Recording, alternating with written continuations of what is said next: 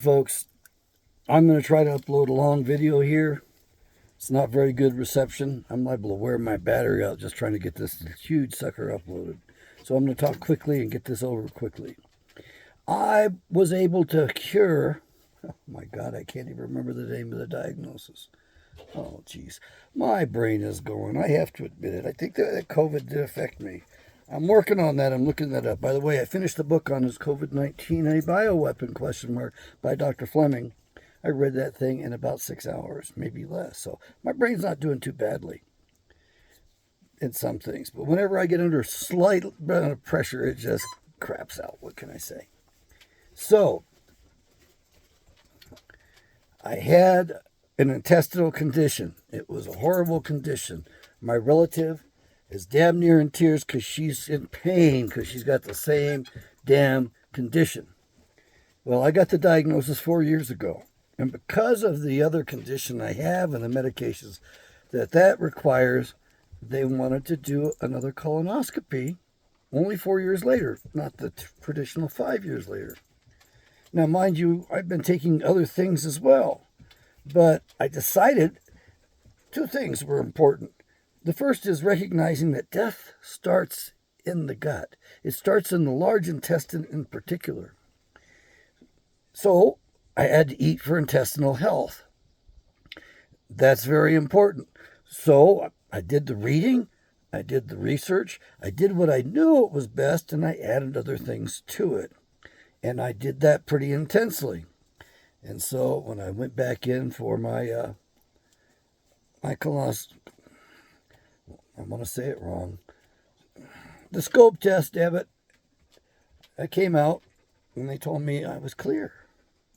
Now I got to call them up because I want to go over these results myself because I don't know that I could have actually cured what I was being ailing from. But the main thing is you need to eat for intestinal health. And that means supporting the good bacteria of the gut, getting the right stuff in there. Now, there's more to the gut bacteria, and there's some specific types that lead to long life. There's been some other research and other manufacturers have come out with some good stuff that I'm looking into as well. But I'm up in the mountains. I'm remote. I can't get deliveries up here. Heck, I can't even get email up here. So I want to give you the tips. One of the things I did is I used aloe vera juice. I bought it by the gallon. It's the cheapest way to get it. And they'll tell you to take an ounce or two. Well, I'd take 8 ounces, maybe twice a day. So I got aloe vera juice, pure juice, and I probably went through 2 or 3 gallons of it. And it takes up a lot of room in the refrigerator. So I tend to drink it to get rid of that bottle as soon as I can. And I don't drink it all the time. So it's not in the refrigerator all the time. So that was the number one thing I did. The second thing was I added psyllium, whole psyllium seed, which is basically one of the best natural fibers you can get. I brought a name brand. Cost $1 or $2 more. The stuff's pretty affordable. I found out that taking 2 heaping tablespoons constipated me and it was too rough on me. So I got down to the point where I take a level tablespoon in the mornings. So I did that. Been doing that for quite a while now. So that's an important aspect. Another aspect of it is I avoided sugar. I avoided white flour. I avoided some starches as best I could. And I tried not to eat late at night where things would sit still. The other thing is that I had a problem after the auto accident, and it was really bad. I couldn't contain myself. I'd be out trying to run, and I'd have accidents. It was horrible. They wanted to put an electric sphincter in me, battery-powered assist. But the fellow mentioned physical therapy being a possibility. So as they're scheduling me up to do this surgery, I said, what about physical therapy? He referred me to the only lower pelvic physical therapist, specialist in the entire valley. That's kind of a rough job, and I want you to know that that woman's on the front lines because she sees these minor children that are damaged by sex offenders, no less. So she's got to treat them, and that's got to be heartbreaking as can be. Somebody else brought that up to me, a former supervisor of mine a long time ago. So I went there. She said she could definitely help me. One of the things was upon rising, you defecate, sit on the toilet. After each food intake, you sit on the toilet. So any food goes in, you sit on the toilet. And even though nothing was happening or it would take quite a while, I kept at it. And so I got back into that habit so that I clear pretty easily. Um, Another thing she told me was that as far as the urinary, I had problems with that too. That she said I could fight that. If the urge to urinate came, it was okay not to give in to it. In other words, it was okay to hold it. It wasn't going to hurt anything. But she said when the urge to defecate came, you can't ignore that one. You have to, because I was having problems with sensations too. I couldn't tell, I couldn't feel it. And so if you have the urge, you go. That's all there is to it. You don't wait. You don't put that off. Don't play any games with that. Just go. So it took a long period of time for this. She also gave me some exercises, which were very similar to Kegel exercises. And I did those. And at first, I couldn't tell what was going on. I just didn't have the sensations in the lower part of my body after that auto accident. It was a T-bone from the side. Car hit the side of my Porsche. It had the steel beams on the side of it, the advanced off-road package, they called it. So it was a 2-inch by 8-inch steel plate. So he couldn't penetrate, but I thought I was dead for sure. I thought he was coming into the car. And he wasn't. It was the airbag exploding in at me. And then after he hit me, he hit the travel trailer I was towing behind me, and he hit that right in the A-frame, right below the propane tanks, the propane platform. So he hit there, and it totaled the entire frame, front to back, underneath on my motorhome. I just filled it with water at the park, so it was rocking solid, of mass, and it just bent the hell out of that frame from one end to the other. And we had a heck of a time towing that across town because it just wasn't rolling freely. But then after he hit the front of the travel trailer, he ricocheted, if you will, or bounced up underneath my Porsche Cayenne, lifting it up and got to the subframe of the car. And so there were 3 giant forces in that damn accident. It wasn't much fun. I blacked out. I come to, a woman was attending to me, and the car was stopped, head into the curb. Accident was at fairly low speed. I'm going to guess I might have been traveling at 35 miles an hour. Certainly not much more than that. I mean, it was a bright, sunny day. There were no other cars on the road, and I had that green light in front of me, and I entered the intersection. I did have a problem later with remembering that, and I realized that was because the light changed right when I entered the intersection and went to yellow. And at that same time, that's when the impact occurred. And I mean, as I approached the intersection, I saw this larger SUV stopping. I thought he came to a complete stop, but then he must have hit the gas. He had a V8 engine. It was a heavier, bigger SUV, and I kind of wondered if he did it on purpose. Turned out he was both loaded, drunk, and stoned, and he had to go to court on that. I have no idea the outcome for him on that. I do know that he took his clothes off in the middle of the day, and this woman who was attending to me said to the other driver, took his shirt and his pants off, and and his wife is trying to keep him there on the scene. He's trying to leave the scene of the accident, and I'm saying, I don't believe this one. I got to see it. So I leaned forward in front of that airbag, and sure as hell, it's one of the biggest men I'd ever seen in my life, with his arms up in the air like this, reaching up into the sky. And his wife, she wasn't petite. She had her arms all the way around his waist.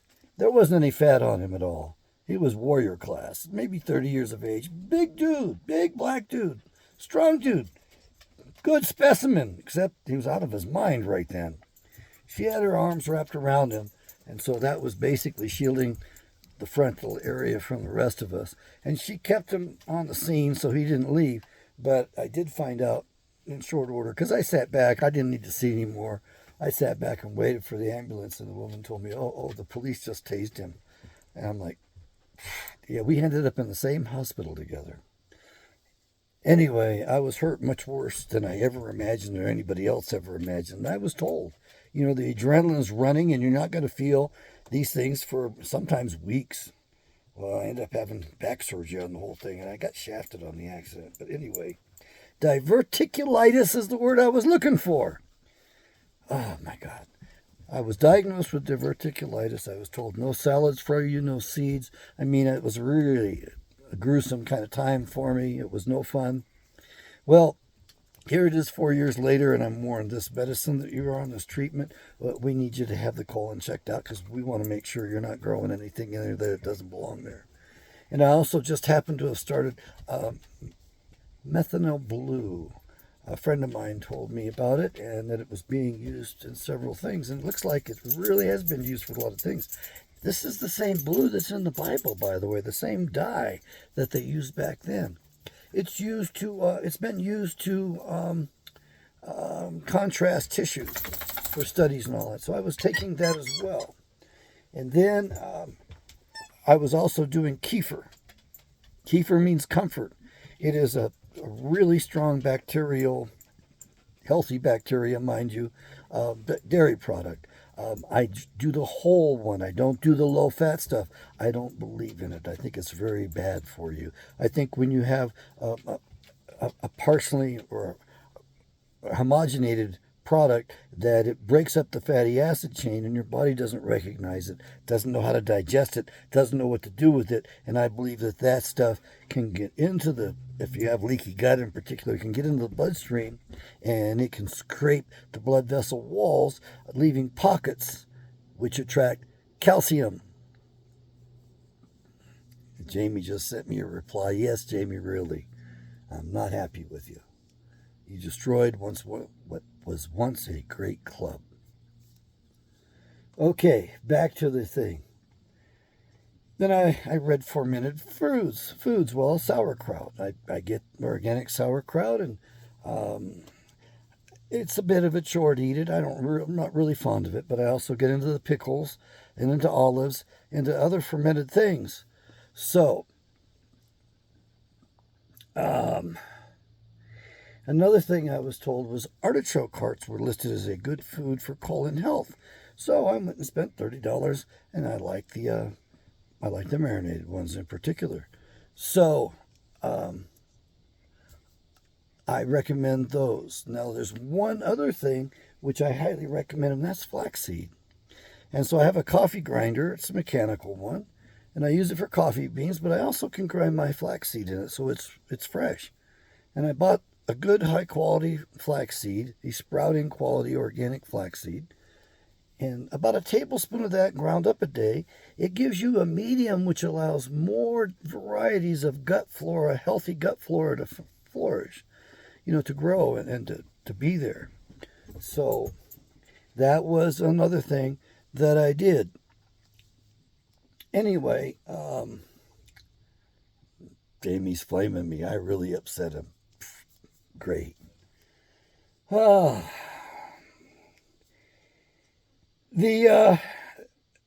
can overcome diverticulitis.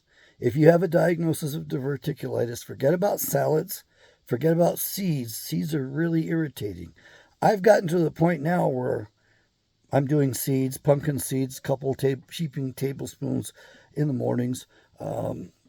It's got zinc in it. It's a good natural source of zinc. It also dropped my PSA down from a 7.9 down to a 5.4.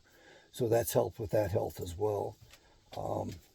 What I want to tell you is if you have diverticulitis, you can beat it. Now, I'm going to call that office because I want to go over the report with them because they said it came back clear. I don't know what that means.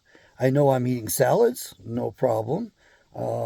Most seeds and nuts, don't really have a problem with any of them that I think about it. I have to be careful about too much psyllium seed. All right. I have to be careful about not enough water. The number one condition that people die with is dehydration. So stay hydrated. Another fact is that, the death starts in the gut. So if you help your gut to stay healthy, you're going to live a little longer. Not only that, but your immune system's in your gut too. You'll be able to fight all of this stuff that's going around much better. You'll be almost impervious to it.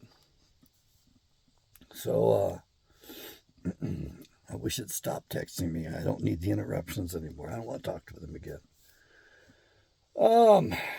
I recommend that you eat for gut health for a period of time. And you got to watch out for some of the spices. I still have trouble with spices. So I'm careful with that. I like spicy chicken, but I got to watch out for that. I like Indian food, but, it's real comfort food, maybe once a week. And I have a particularly favorite Mexican meal that I like that's pretty much on the hot side, so once a week on that as well. So I can do these things in moderation. But you have to remember that when you're eating sugars and we're eating refined products, bakery products, that you're feeding the bad flora in the gut. They wipe out the good flora. And then you end up getting a leaky gut syndrome, and that's when food, undigested or partially digested, and other pathogens get right into the bloodstream and cause autoimmune problems. So this is one of the healthiest things you can do for yourself. You have diverticulitis? Yeah, I know. It's a real pain in the ass. It's horrible. But after 4 years, and I only focused on that gut health for the last year. Also, I did one more thing. There's a new magnetic resonance chair, if you will. And what it does is it focuses on the musculature at your bottom end. And it exercises that for you and brings it back in shape. And when I heard about that, and that wasn't around after my auto accident, this is something that was developed at least a year, maybe 2 years after the auto accident. So you can actually go and use that chair and physically get those muscles in condition. So you don't have to put up with being messy, with being dirty. I mean, I started life dirty. I don't want to end life that way. And I know that most of the older adults I know are all wearing diapers. And it's like, well, I prefer to avoid that. I like that idea. It probably helps with sexual health as well. Anyway, that's the subject I'll avoid. Let's just say I'm trying to be good these days. I haven't been good all my life. I'm ashamed of myself at times, but I'm doing okay. What I want you to do is I want you to eat for gut health, eat for overall health. Kefir, if you buy it, don't get the flavored types. Maybe once a week get a flavored type. This is kind of a candy for you. But read the grams of sugar that they add to that. You don't want that. There's already natural sugar in a real kefir. Don't get the 1% low fat. That's bad for you. How bad for you is it? Well, I don't know why they want to put us on statins, because you see 70% of this muscle up here we call a brain, 70% of the mass of the brain are lipids. It's fat, folks. So you want a fat-free diet? You want a fat-free brain? No, they don't seem to understand jack in the medical profession. That's why I call it the medical, military, industrial complex. You can take better care of your health than they can for you. So do share this particular video far and wide. It's okay. The other videos protect our little group a little bit better, because it's not for people that aren't Bible readers and don't believe. That's all there is to it. And even though we may be the ones saving the nation, we don't need to open our ranks up to the likes of them and water it down and maybe lose everything as a result of it. All right. May Yahweh bless. I hope this video has helped you. I feel better having remembered diverticulitis in particular. Eat for gut health. We'll get into more about stuff as time goes on. It's going to take a long time to upload this video. You all have a good weekend and take the rest of the day off. May Yahweh bless. I think it's still recording. Son of a bitch.